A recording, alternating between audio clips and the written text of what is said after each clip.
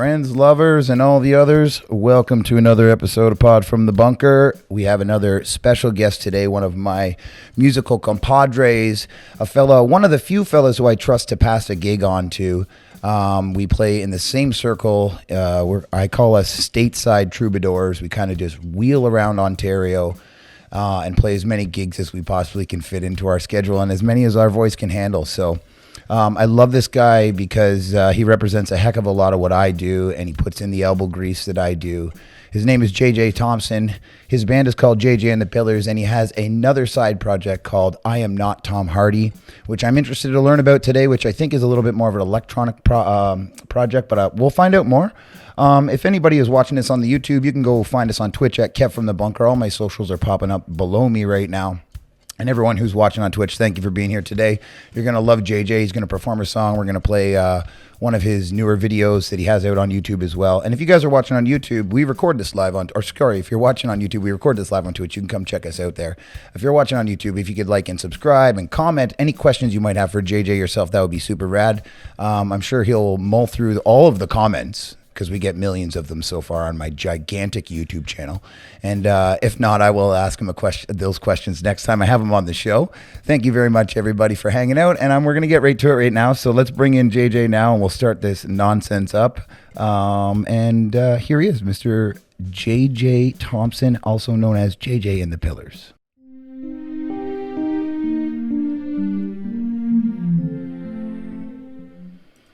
My man, how are you, sir?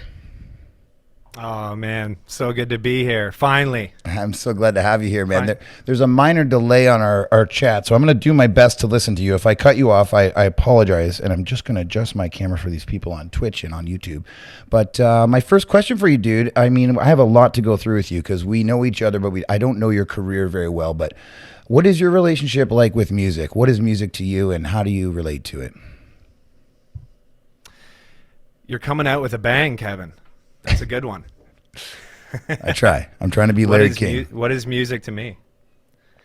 Man, not to sound cliche, but music is my life. It's an amazing excuse to, smoke weed and drink beers and buy a bunch of shit that I barely know how to use, as you can see behind me in the spaceship here.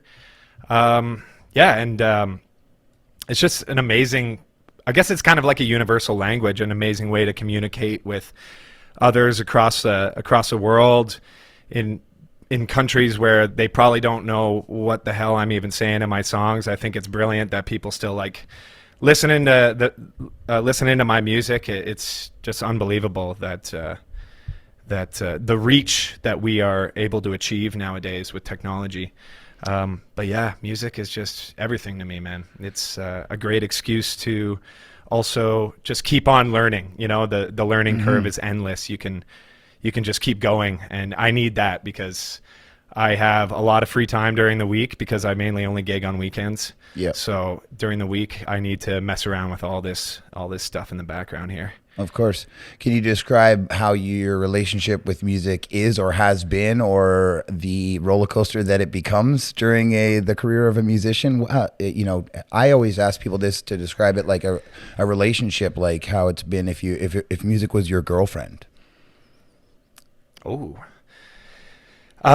Well, you said roller coaster. That's a great way to explain it. It is a roller coaster. It's filled with massive upside down loops and ups and downs, but that's what I love. Roller coasters. I'm addicted to roller coasters. Yeah. So I think that's what I like about it. It keeps it so exciting to me. Yeah. And what could be better in a relationship, if we're continuing on with your metaphor of a girlfriend? What could be better than keeping things exciting at all times, right? Yeah. Yeah. So that's the way I describe it. Yeah, and it would teach you. You learn as you go with that relationship how to deal with the ups and downs of a career in terms of a relationship. So that's super interesting. And I think a lot of the times, musicians, we're not just going to show up. It is a part of our life.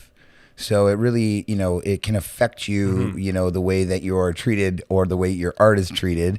One of my questions that I ask everybody, and it's always different too, is what is success to you? And are you successful? Am I successful? Yeah, you know what? I think I am, because there's not a day in my life where I don't think that I'm doing the right thing, because it's kind of the only option for me.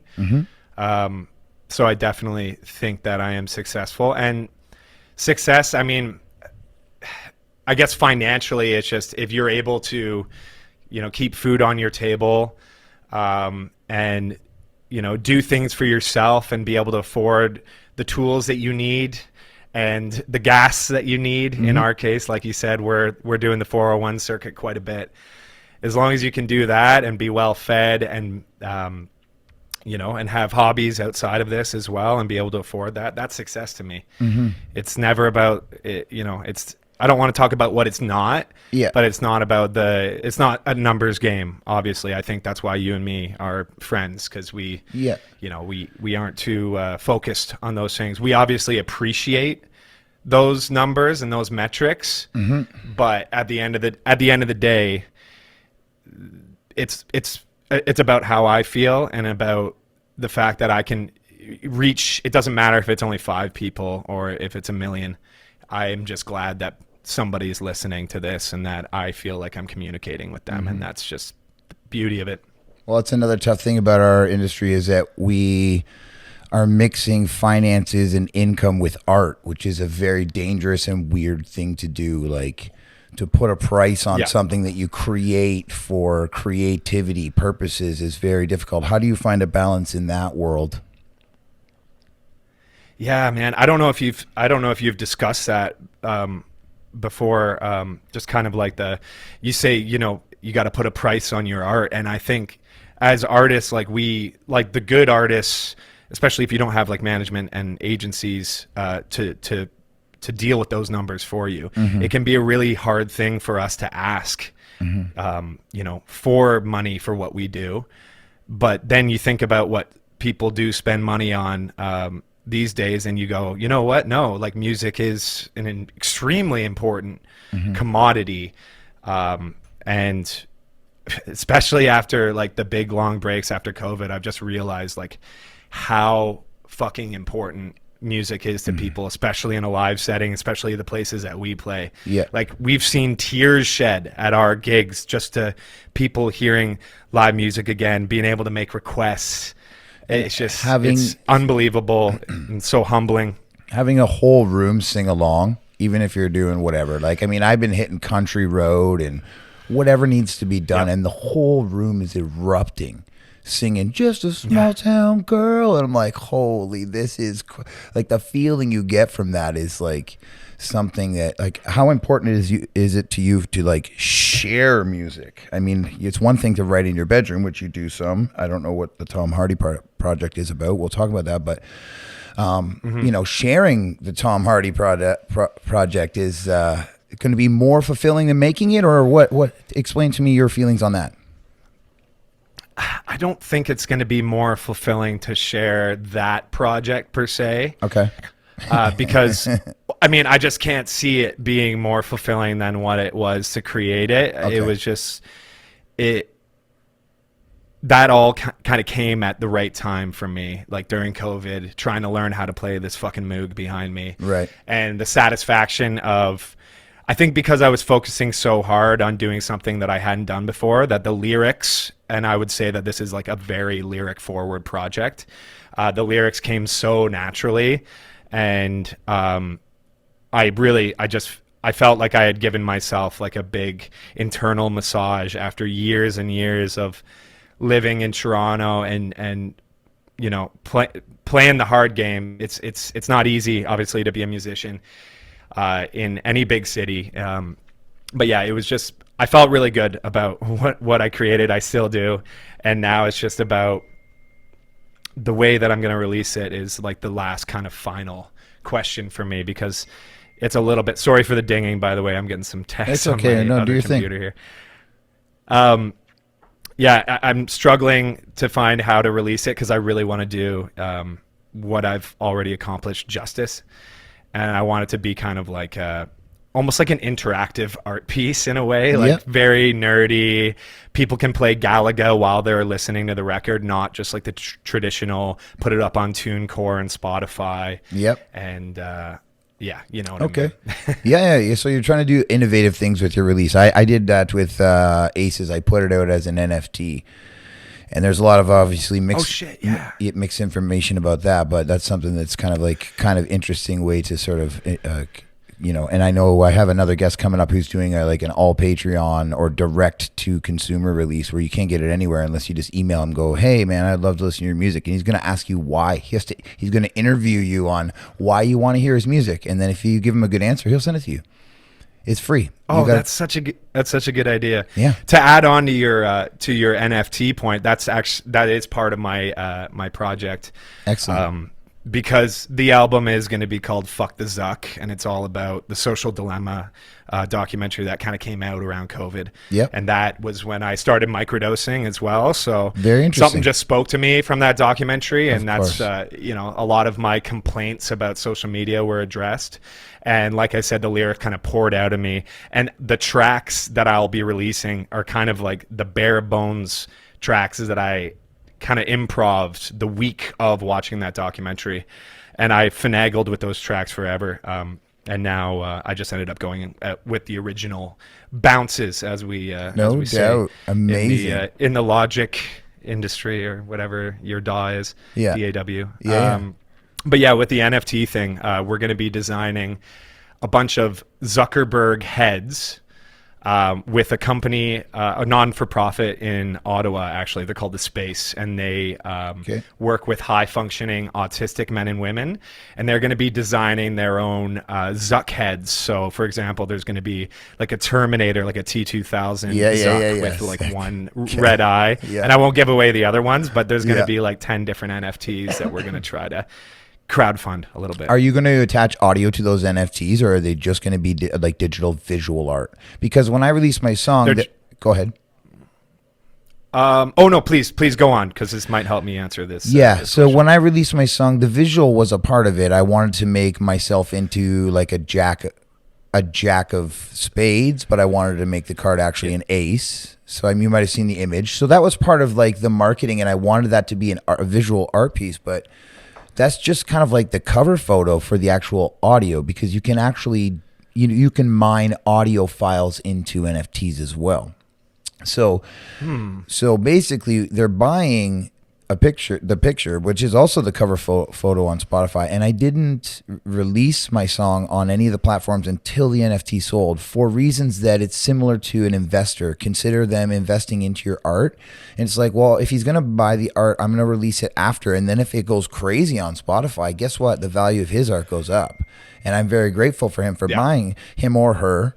And it was a him this time, but I was very grateful for him to purchase this, and I would like him to be able to actually earn money upon that, or hold an asset that has grown in value. Does that make sense? So that was 100%. Yeah, this is a world that I'm absolutely fascinated in. So I'm glad that you brought it up. Excellent, dude.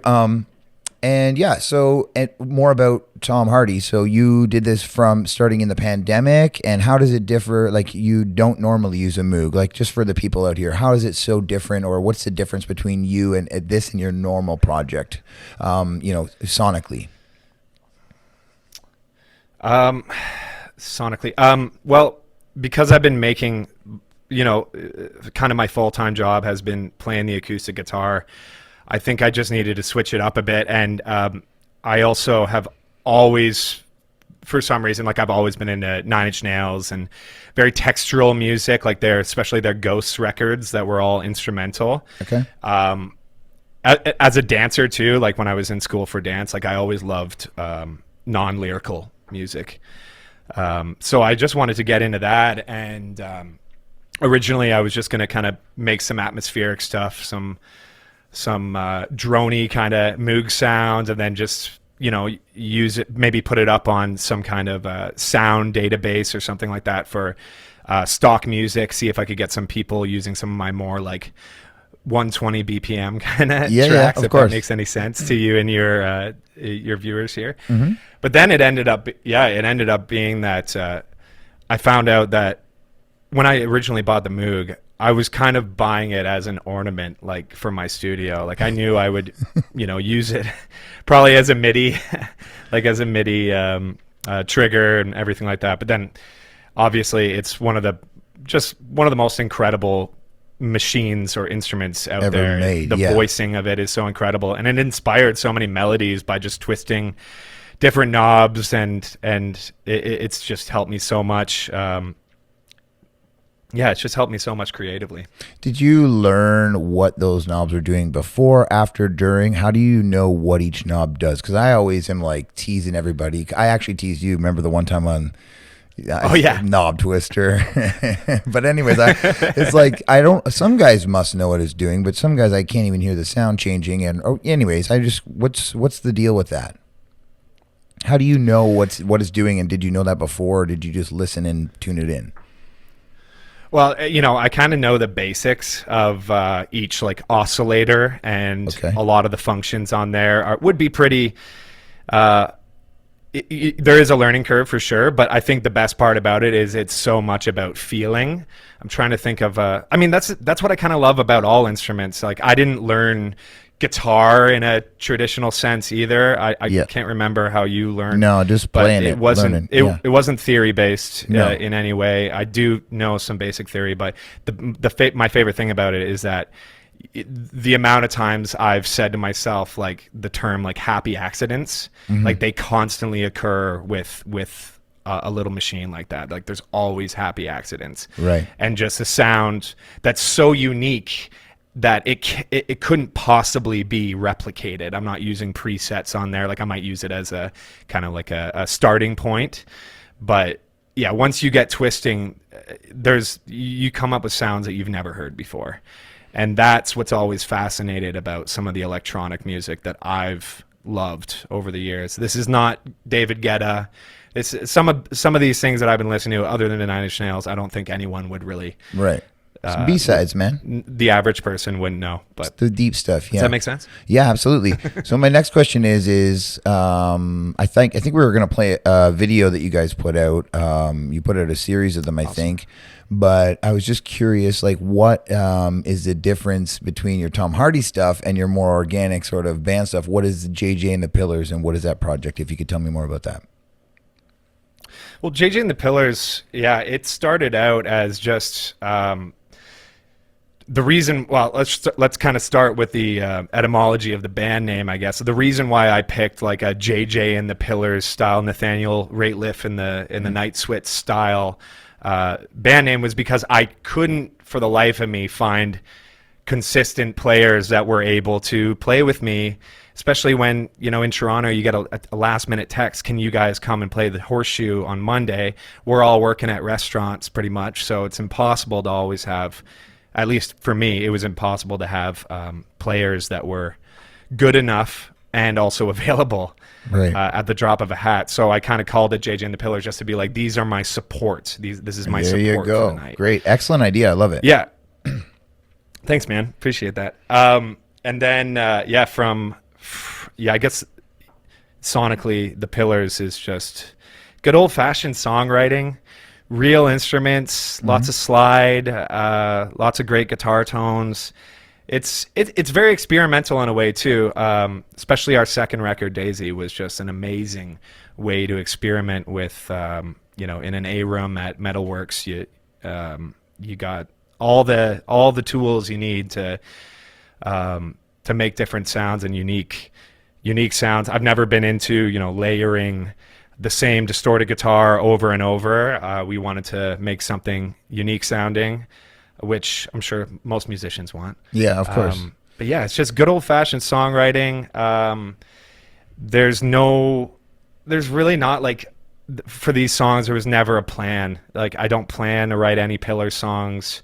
I don't really plan to write any songs. Yeah. They happen because they need to happen. Okay. That's why I've written everything, and we can certainly talk about that in reference to, the tracks that we're going to hear today, and also possibly some tracks that people already know. Right on. Yeah. So I'm going to go to the video just now, and can you introduce this particular song and maybe this particular series of recordings that you did? Because there is a little bit of a disclosure at the beginning of one of the videos.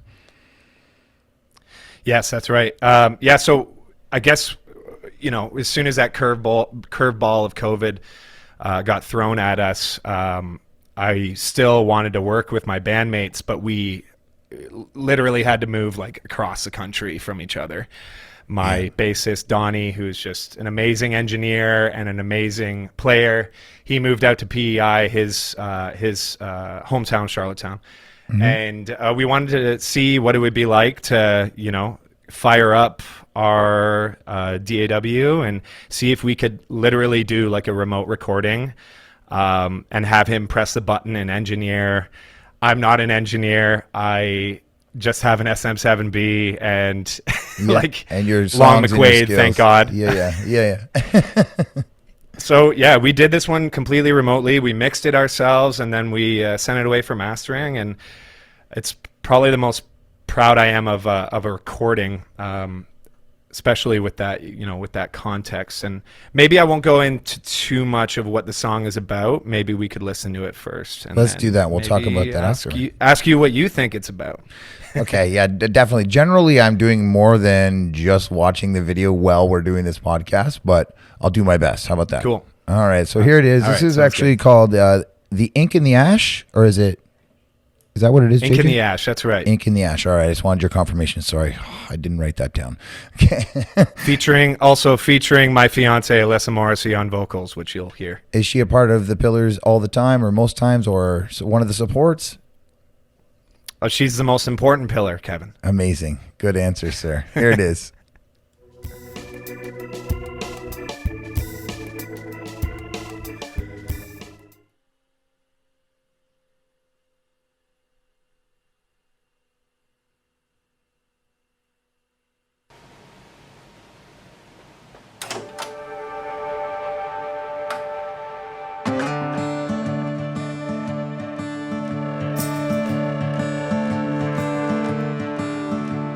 I'm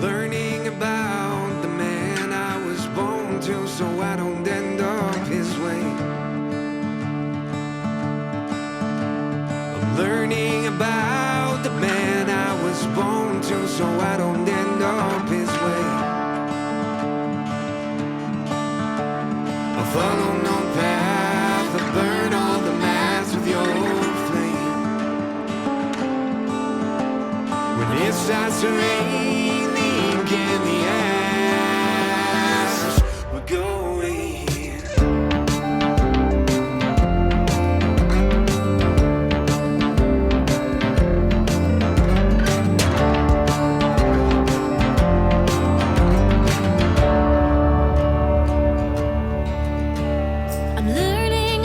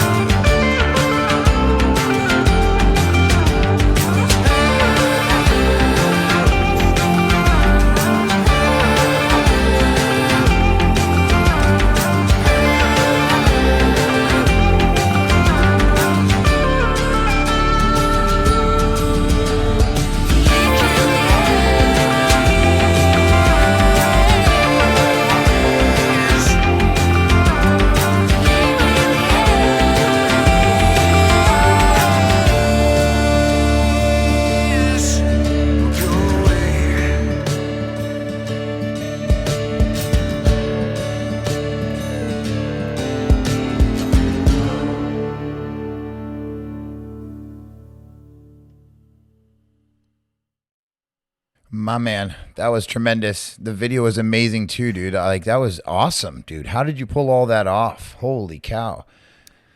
With a lot of help. Yeah, that sounded great, dude. Absolutely. Thanks a lot, man. If I could also, I feel bad. If I could also just shout out the band members there that were involved in that project, because it was kind of like a new configuration. Please do. We had Don Richard, as I said. He's one of my best friends out in PEI. He did the mix. He recorded it all remotely in his studio called Space Camp on PEI, along with Jake Charon from one of my favorite Canadian bands, the East Pointers. He did all the keys and the percussion for that one. And if you haven't checked out the East Pointers, they're incredible. That's Tim's band. And Kyler Tapscott as well. He's the genius on the guitar for that one with those beautiful licks. Yeah, absolutely. All the players are amazing, dude. So the East Pointers, that's Tim Chason and sorry, who is the guy in your band there? What's his name again? I'm sorry.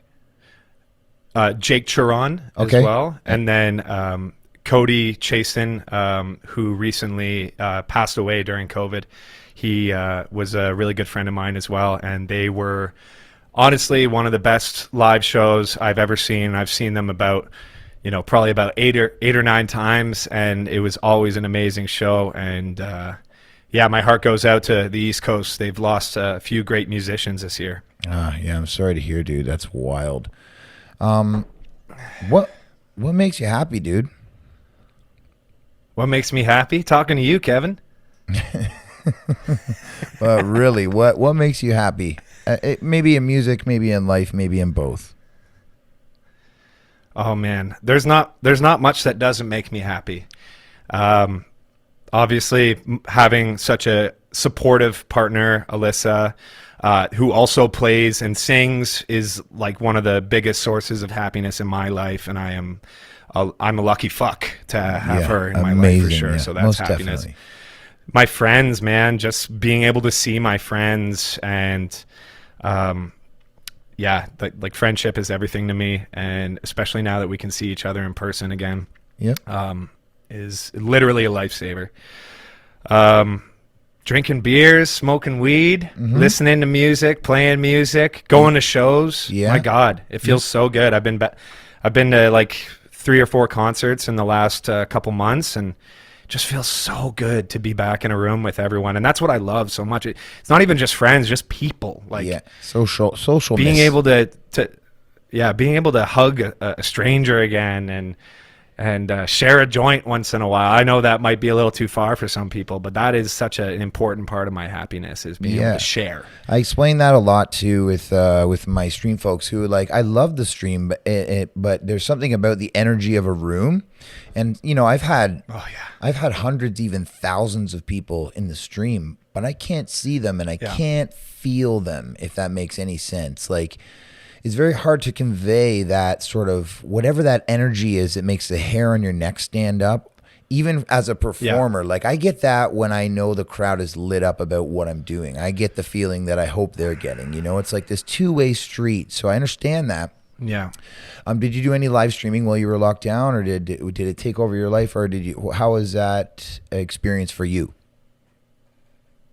Yeah, I did do some live streams, and thank you so much for all the help, by the way. I know I called you in a panic a couple times learning all the software, and you really, really helped me out. So I do appreciate that very much. I just want to say that off the bat. I don't even remember what you're talking about. Yeah, live stream.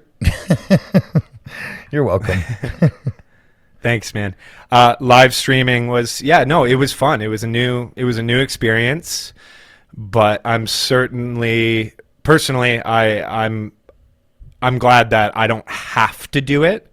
Doesn't mean that I won't do it again. Yeah, of course. And I would love to, for example, I'd love to come to the bunker, because I know that it's not going to be me stressing over setting it up myself. I know you already have it all dialed in, so I would love to do something like that. But I'm certainly not as savvy as you. But the live streams. Also, once again, what a lifesaver it was when it was really hard to make money or get any of the kind of grants or anything that was going on with the government. Very confusing. A lot of time spent on the phone. If I didn't get those tips from live streams and those few people that booked me for parties, I even did some. I had some wedding gigs convert into just me recording demos for them to do their like 10 to 20 people weddings. Oh, amazing. And I would just do their first dance song, and a lot of the people would just naturally say, you know what, the deposit, just consider it. Don't send it back. If you send me a recording, that's great. So I got tagged in a few videos of first dances over quarantine as well. But yeah, live streaming, it was great. But yeah, once again, that energy of a room, like you said, like I heard you say on a previous episode, like it's awesome because like live streams are an amazing way to like communicate with your fans, like over the chat, and like take requests, and like your set list can get like it has no like streamline because you can have like Sweet Caroline next to a Nine Inch Nails cover, depending on who's tuning in. But my favorite part of playing some of the gigs that we play is like that look on somebody's face when you were staring at them and you saw their taste in music and you kind of like went into their soul and you found the next song, and they literally say, oh my God, I was literally just going to come up and ask you for that song or whatever. And, and I don't know if I'm bullshitting them, but I'm like, I look at them and I'm like, yeah, I know. I said that at my gig literally on Friday. There was a girl who came in and she was excited. There's a birthday coming in, and she was the first part of the birthday, and she's like, she started yelling a couple things out, and I'm like, I already got you pinned. And then I played 3 songs, and every one of them hit hard. And I was like, did I nail it? And she's like, you nailed it. And I'm like, all right. You could just kind of tell by their whole crew how old they are, what they look like they would sort of listen to, and you kind of get that feel after tens of thousands of miles on the road and hundreds of hours in pubs and things like that. Man, tell me about you make music. Do you make your income exclusively from music? Yeah, I do. Yeah. How long has that been for you? Yeah, all from.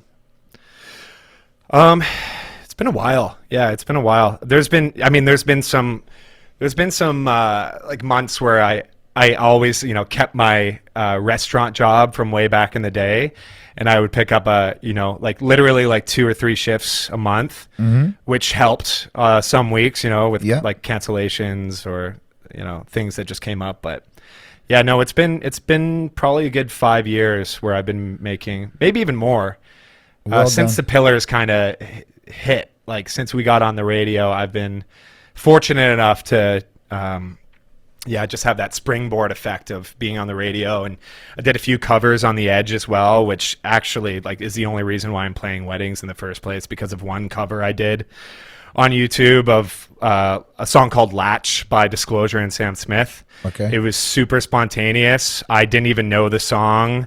I learned about it the day before just from the girl that booked me at the Edge, and it ended up being my saving grace. Now I play weddings, and I'm smart with my money, and that's one thing they don't teach you in music is the business side of it and being smart with your money. Well, a lot of those big guys, like we think that they're making a whole bunch of money, and they're like, I don't have a bunch of money, because it's built like a bank, and you probably know this, but they're trying to get you on a private jet to go to your gig in Boston when you don't need to.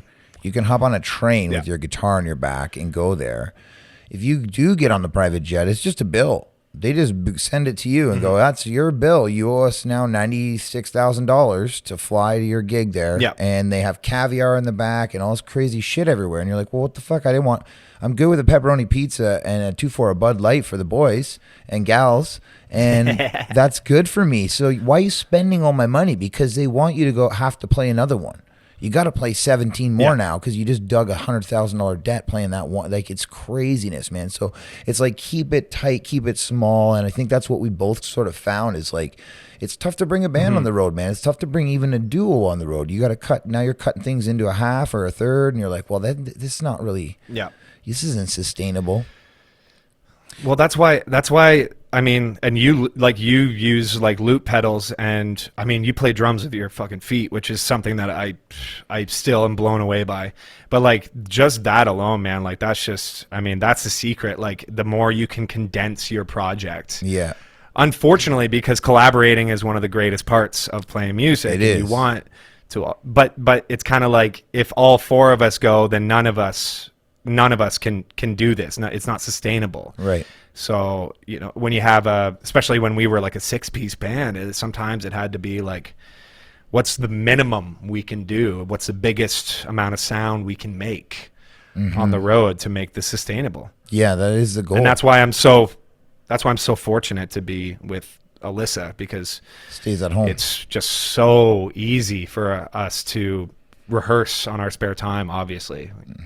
Yeah, so the balance of the whole balance of business and music, like I asked you before about it, do you ever expect to sort of, tell me about your journey to the radio, because I've never made a penny off of recorded music. I've never had any recorded music ever do anything for me. It's always been about live performance for me. So explain to me what happened with your whole radio journey and with what song and how did that happen? Well, there's been a contest on 102.1 The Edge in Toronto. It's the biggest alternative rock station probably in all of Canada. Maybe the Peak in Vancouver might be a close second. Okay. But they have a contest, a reoccurring contest across the company called The Next Big Thing. And I personally don't remember it from when I was a kid, but all I know is that the first winners were Bare Naked Ladies, I believe Death from Above 1979, and Billy Talent. Oh my goodness. Won the contest as well. So it's kind of like a springboard competition, and competitions are weird. Obviously, we don't need to talk about that. But I just kind of took a shot in the dark, and I had just come back from Newfoundland. I was a musical theater actor, and I had played a couple songs for some real East Coast musicians, some real kitchen party tunes. And yeah. They looked at me when we were all drinking. They're like, "Hey, JJ, you're really good at this musical thing, but these songs you're playing, you should be recording these. These are good." And that was kind of the kick in the ass that I needed to get the factor grants and get a core group of musicians together to record my first EP. And it just happened to be that the week that we got the master for my first EP, Wolves, was also the last week of submitting for that competition, which, I mean, spoiler alert, but in the end, after a grueling contest process and playing live to a bunch of different labels and such, and a big crowd at Sound Academy, now Rebel in Toronto, we ended up winning the contest, and it was just like one of those 0 to 60 kind of situations where I had Dynalone Records, which was one of my favorite record labels in Canada, contacting me if they could re-release the record after only being up on Bandcamp for like 2 months. Amazing. And then we got booked for a show to play with the Arkells, and who else was playing? Deer Rouge, some great Canadian acts, Tokyo Police Club. And Billy Talent ended up coming to that show, and they ended up opening for JJ and the Pillars that night. Whoa. And using our gear, which was fucking nuts and still so one of the greatest moments. And then, the Wolves, which is our kind of biggest song on Spotify, that's been, I mean, at the end of the day, that's the only track that's really made us money. It's not much, but it's all the other. It's kind of like the ripple effect of that song being big. It helped the tours because radio stations across Canada were kind of jumping on that track because it was so popular on the Edge. It gave us, I mean, we sold some merch, obviously. That's kind of the real money makers, selling merch and, ticket sales. But just so thankful for that, obviously. And I still play the Wolves at pretty much every gig that I play.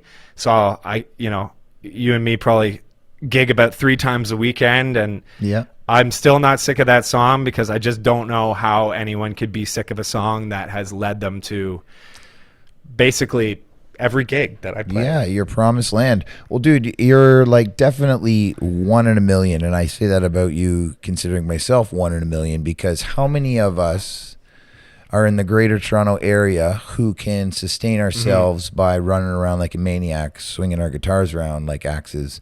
There's not very many of us. Out of the millions of people in this city, in the greater area, there's only a handful of us. And so you're definitely successful, and you're definitely one in a million. And can you show us why you're one in a million, dude? Can you play us a tune today? Oh, sure. Yeah, absolutely. Can you tell us a little bit Give about me a second it? here. Yeah. Also, before we move on from that point too. Yeah, sorry, dude. Yeah, go ahead. What I think a lot of young musicians, or like not even young, but like young to the industry, maybe green to the industry, don't like, what I often see people don't understand is that there's so many out of those millions of people that we're talking about with that ratio 1 in a million. So many of those people have the talent to do it. Yeah. But what they don't understand is that, like, especially with our vocal cords, Kevin, like, that's finite. And if we, there's obviously some exceptions. Apparently Dave Grohl just smokes a cigarette and has a cup of whiskey before he goes on stage. Yeah. But that's not what we're doing. We obviously have our fun, but we drink our tea, we hum in public. Yeah. We stay in shape. There's just so much to the health aspect of being a musician that needs to be pushed to the forefront. I think at least in a training setting, or in high school music programs even, they should really talk about how to be sustainable and to have longevity in this career, you do really, really need to take care of yourself. Yeah, and I think that a part of that is like understanding your limits, which I don't do very often. It takes me till I burn myself out, and I'm like, oh yeah, I can't do that anymore. But a 4-hour gig is tough, dude. The Eagles don't do 4 hours. The Eagles will do 3. No. But they don't do 4 hours, and that is ridiculously long time to sing at your finest level. So, tell us a little bit more about the tune you're going to play for us today. I'm actually just going to, give me 1 second here. I'm going to give you the full screen. You can tell the story full screen, and then take it away from there and perform some music for us. So here's JJ full screen, everybody. Enjoy this performance here, and I'll be back with you after he's all done, all right? Cheers, my man.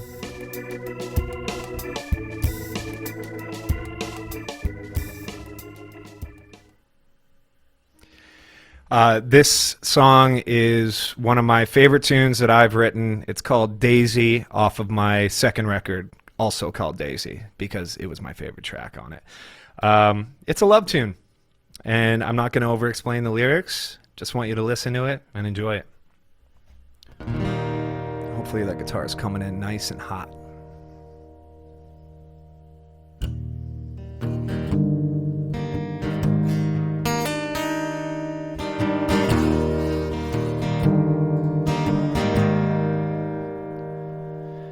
Slow dance is almost over. I can still feel your hot breath on my shoulder. When I tried to hold her, I was hit with a boulder. Now I can't breathe. I am a puppet when she's a performer. I am blind and I still can't ignore her. But darling, do you see me? Baby, do you see me? She's a daisy that I want. The candy is sweeter when it ain't what you got. Bright eyes looking up at me. Make sure you never fall back on your knees.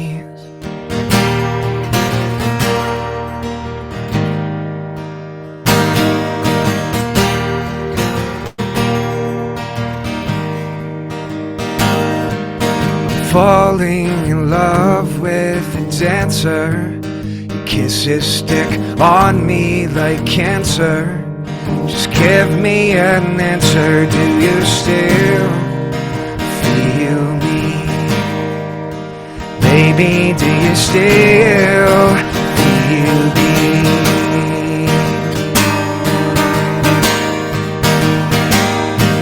She's a daisy that I want.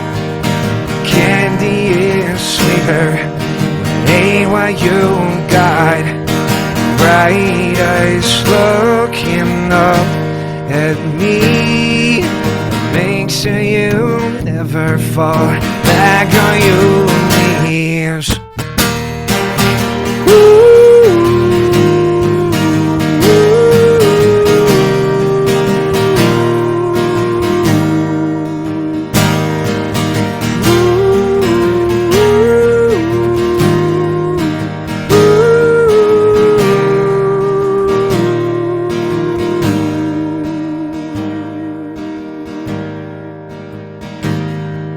Slow dance is almost over. It looks like I've run out of quarters, but darling, do you need me? Baby, do you need me?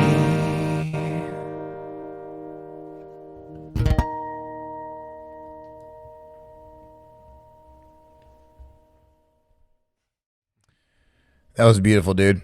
Unbelievable. What a player. Thanks, brother. Thank you. No, you're unbelievable, Thank dude. you. And like there are very few guys who I'm willing to put on my roster, dudes. Like if I have a gig that I need covered, or if I have a private party that pays well, and I'm like, who do I send because I can't go? I have a wedding.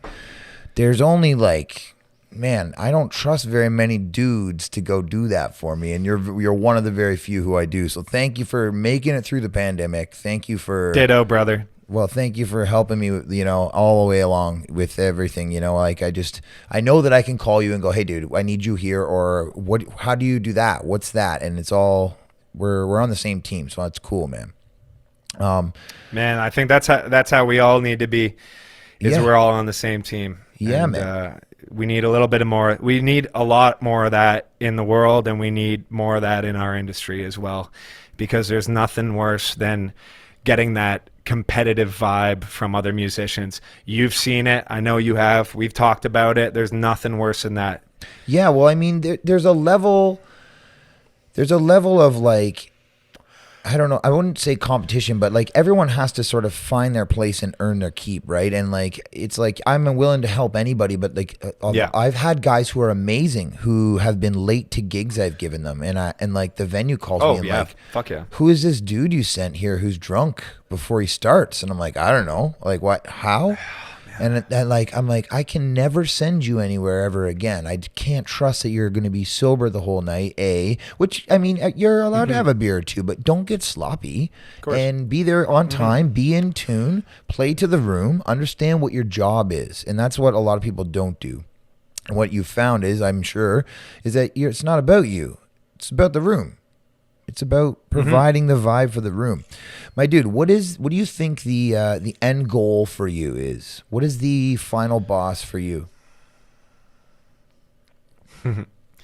I try not to think about that too much, to be honest. Okay. I just to keep music pure, I try not to overthink the future, because there is only the present, not to get all ethereal on you. But No, I understand. there is certainly some goals to have my own room someday, my own room that people provide the vibe for, like we were saying there. Okay. I want my own venue for sure, and I want to be able to award the people that, like you said, that deserve it and that show up.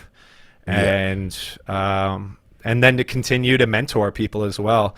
Not that I'm the best teacher in the world, but I think that some people will find a lot of value in the way that we've done things. Like you said, 1 in a million, we're able to sustain ourselves off of music, which if we can teach that to the next generation, I'm all for it. Yeah, people have to understand that it's more, it is a business, no matter how much you want to be an artist, and you can be an artist, but you also have to be an entrepreneur, man. And I think that's what I relate to you so much about, is that you understand what's called the game, and the game that we play, and you understand how to do it. And like, there's other ways to do it. This is definitely not the only way to do it. There are plenty of ways to sustain yourself musically, and I'm sure everybody knows, and you can explore all of those ways. But you and I happen to do it very similarly, for whatever reason, and I just really appreciate you, brother. And I appreciate all you as well, man. Yeah, I appreciate all your efforts and all your time you put in. And I know that music is undervalued in our world, but I think that hopefully guys like you and I, like you said, we can teach the next generation that, like, when someone finishes a song in a pub, you're allowed to clap, and you can be proud to clap. You know, oftentimes when there's that awkward moment and no one's clapping, or maybe you don't need to, they're eating dinner, that's fine. But the first person who claps, I always call them out and I say, you know what, sir, you're a leader, or madam, you're a leader. Thank you for starting the claps for me today. You know, like, you're brave enough to go like That's this, great. where a lot of people aren't. Yes. And you know, it might be a generational gap, because I notice that if I play, you know, a retirement party, there's lots of clapping, and if I play, you know, a 21st birthday party, there's not as much clapping going on. But they all come up to me after at 21 and whisper in my ear, dude, that Chris Stapleton, or, you know, I really like that Drake cover you did on the acoustic. You know, they all whisper to me in my ear, but they don't publicly display that musical affection, which is weird. How do you feel about that? Well, I think that's what I think that was the biggest fear of all the lockdowns and the lack of actual live performances and the talks of everything being converted to virtual, like everything being converted to virtual.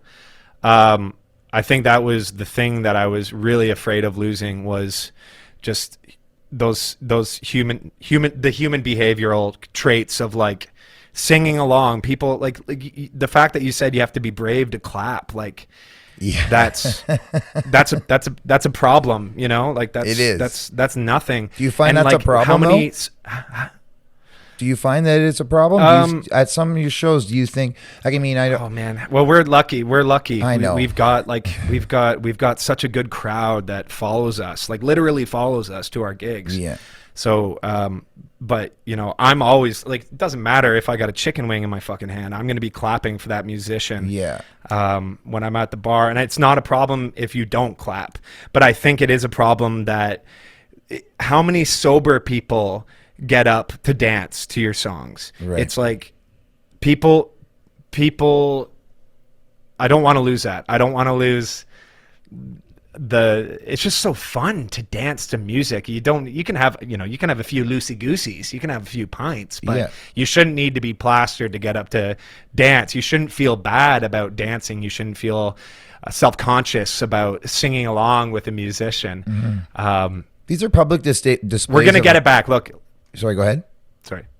No, we're gonna get it. We're gonna get it back. Not that it's gone, but we are gonna get it back, and I am optimistic about that. But that was my biggest fear over COVID, was that, like, people are gonna get too comfortable in their living rooms watching us, and that's cool when it's like I know you have Twitch users in the U.S. and all across the world that tune into you because they can't come to Old Flame Brewery or Steam Whistle. Of course, absolutely. So but if you were playing at a venue near them, I would hope that they would rather come see you live. Every single one of these people who are here right now and have been in my chat have told me I wish I could be there. I've brought them to gigs. Actually, you've played a gig on my channel before. Some of the people will know you from that.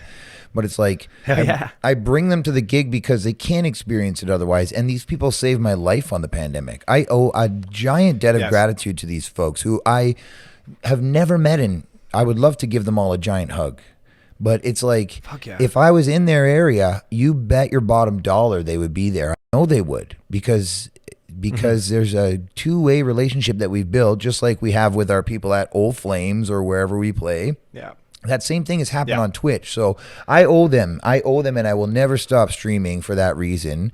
And, I'm trying to diversify the stream profile with all the, I'm doing some interviews. I'm going to have artists over here too. It's not, again, with music, I know it is about me, and I know I need to live, but it's not about me. I'm going to have JJ over here sit on that stool right there behind me, and he's going to perform his latest songs for you guys, and I'm going to put it out, and it's just to help JJ get some of his music out there on a different channel to different viewers, to new people.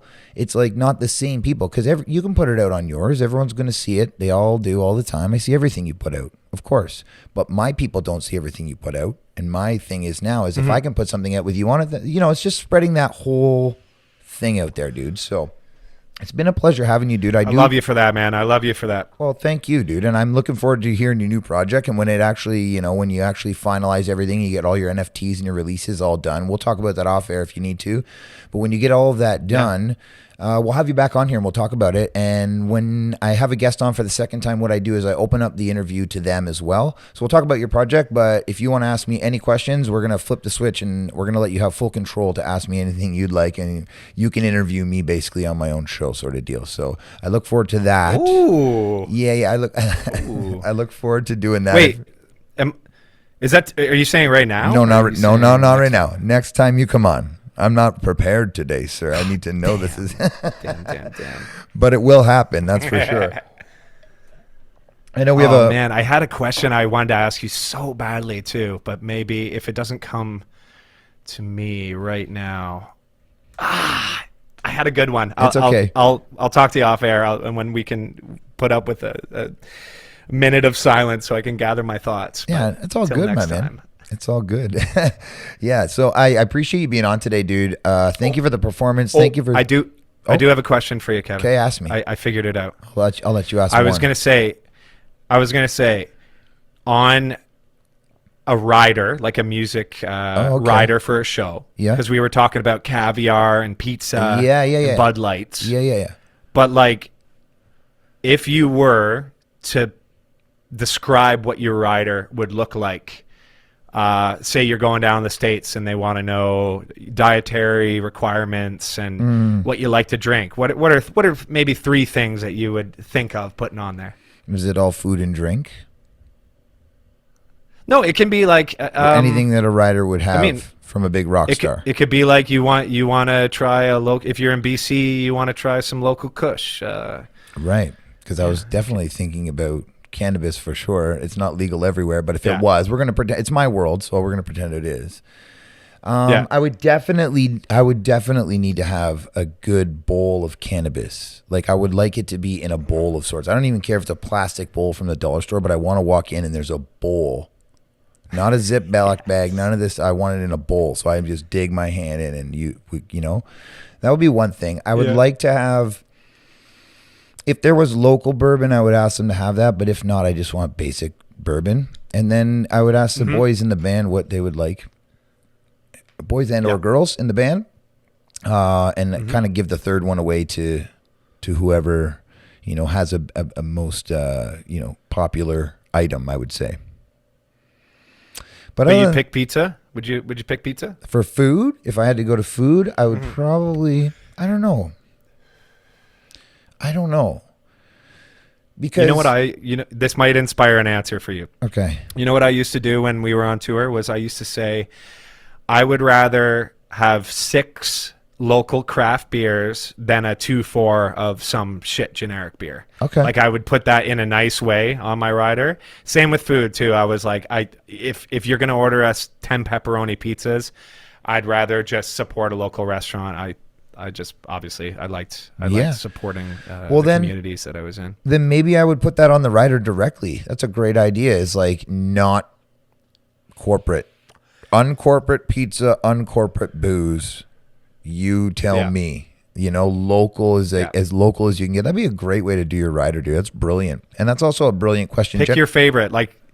Because you know what, when you say that to people, and this is like one of the we're giving away all the tricks of the industry here. Yeah. But when you tell somebody that runs a venue to pick their favorite, and like they usually go out of their way to spoil you. Yes, of course they do. This person trusts me. Yeah, and they're like, hey, if I don't nail this, they're gonna be like, that was their favorite. They gotta, they're going balls. Right? They're gonna go balls to the wall. It's right. Yeah. They're trying to get you on the team. They want you buying that every time you show up in town. I usually ask, and I'll ask you this because we have a bit more time, but if you could go on tour with 2 musicians, one dead and one alive, who would they be? Oh my gosh, that's a tough one. Well, my alive goal right now is with this new electronic project. I would just love to even know that Trent Reznor listened to one of my tracks, but that would be my dream come true, would be to play with 9 Inch Nails. I think that'd be awesome because it'd be a non-stop learning fest. Yeah. Because Trent Reznor is, he's my goat for sure. Like he's my number one. So 9 Inch Nails, and I know it's like kind of sensitive, and it's still sensitive, and I can't even believe it, but original lineup of the Foo Fighters with Taylor Hawkins. I wish I could go back and play a show with them. I really do. I had someone last week. I'm gonna keep it simple. Yeah, I had someone a couple weeks ago say, I'm going to hit this both alive and dead in one, and they said just Foo Fighters.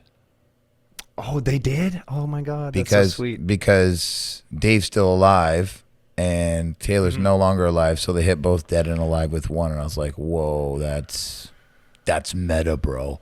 I was like, it's a good answer. That's right up our alley. Yeah. And then I usually say, what's the venue you guys are playing for each of those? What would be your dream venue to play with each of those acts? Because I'm a Canadian Toronto boy, it's got to be Massey Hall. Yeah. For sure. Of course. Yeah, and then I don't know. Like I want to be interesting and say like a legendary venue. I would just love to. You know what? I don't even care about the venue. I would just love to play a show in Texas. That's what I want to do. That's on the bucket list. Just anywhere in Texas, a big old grimy old country bar would be fantastic to do more of the Pillars kind of stuff down there. Nice. Amazing. That's a good answer. I like that. At a smokehouse, you want a giant Texas smokehouse. That's what you want. I hear you. Oh my God! No rider required there. Just give me some brisket. Yeah, it's flying. Yeah, I'd be starving the whole time. It's just smelling the beef. Yeah, man, that's fun, man. I appreciate you very much, and I do have another one to do. I'm doing a great one with another streamer friend. So if you're around, you want to watch on Twitch, you can do it, and it'll definitely be on my YouTube, just like this one will, my man. All of your links, I'm going to make sure your link tree is in the YouTube video, and they come up in chat right as I press this fancy little button right here. So everyone who's watching live can go and check those out. I know that someone in chat has already bought your album, and they love the song. Oh my gosh, thank you. And they love the song Wolves. One of my favorite people in chat, Miss Kim Janet. Thank you for supporting our artists. And dude, you're the best, dude. I'm going to let you hang up the call, and I'm going to close out this show, and I got to get ready for another one. And I hope to see you soon in real life, and I hope to get you over here playing in the bunker and performing some of your original tunes, Tiny Desk style. That's the whole goal for that. So we'll make that happen sooner than later, man. Whatever day works for you will definitely work for me. All right. Great, man. Peace and love, man. Thank you so much, dude. And I will talk to you very, very soon. Take care of yourself. I'll see you soon, brother. Later, man. Bye.